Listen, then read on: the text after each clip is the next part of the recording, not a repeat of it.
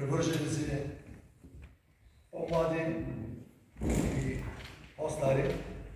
Аз съм един от учредителите и точно преди 20 години слушах със сълзи на очи изказването на господин Волен Сидеров, както и сега.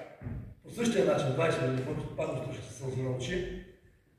И наистина огромната разлика е преди 20 години и сега, че тогава Атака беше първата и единствена автентична опозиционна националистическа партия, пробългарска. Друга такава нямаше.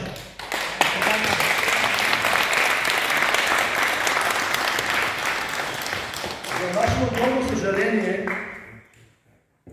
не само от последните 5 години, а от последните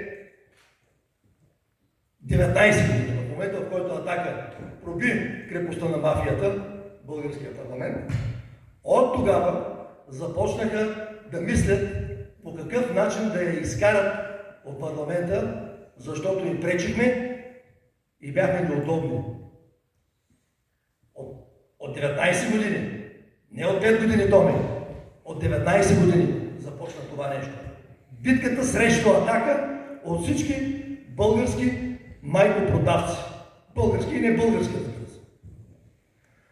И тук идва точно моето вълнение, защото още самата 2005 година, когато аз присъствах на това учредяване тук и лично се включих в битката за България, присъствах в няколко комисии в Стара Загора като наблюдател, защото тогава още нямахме нищо изградено и беше много изненадващо, и даже ще го кажа така като снях.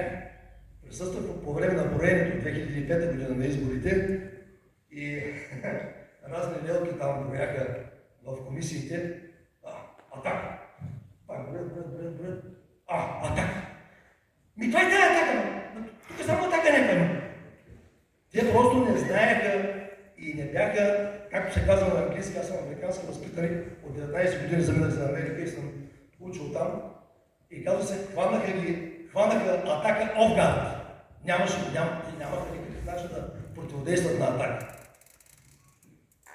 Просто ни изтърваха, както се казва, и влязахме с шут в парламента.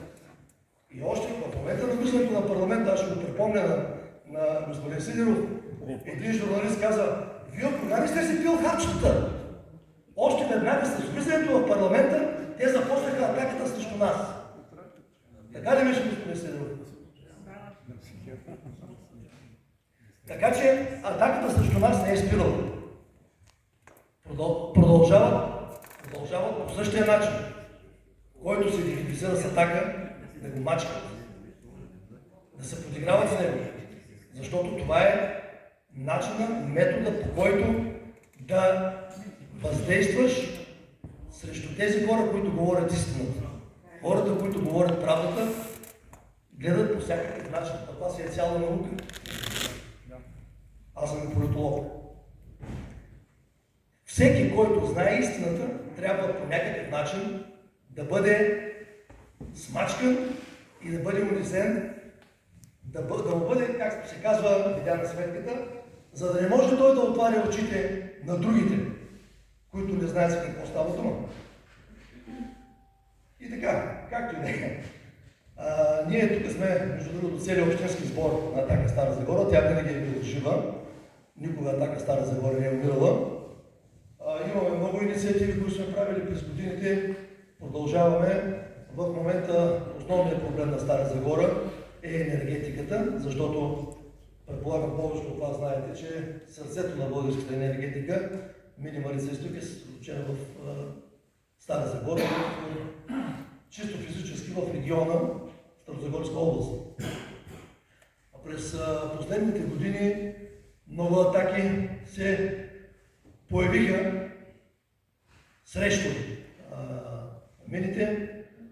Започнаха да се говорят едни глупави европейски програми за водород, за зелена енергия, за премахване, за не знам си какво.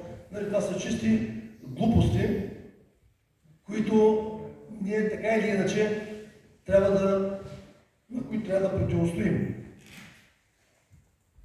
Затова аз искам само дебело да подчертая, че атаката ще продължи.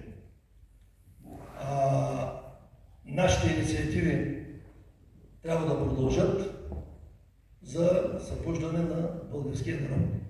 Как ще стане това? Разбира се, на първо място ние трябва да излъчим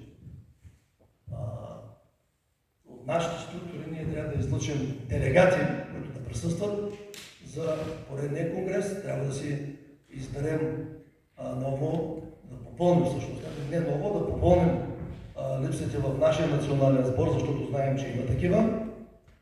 И оттам нататък трябва да продължим, защото, както каза господин Волен Сидеров в неговото изложение, Атака е единствената автентична българска партия. Всичко останало са временни, сурогатни проекти. От ден до платен. Това е. Атаката продължава. Атака победа!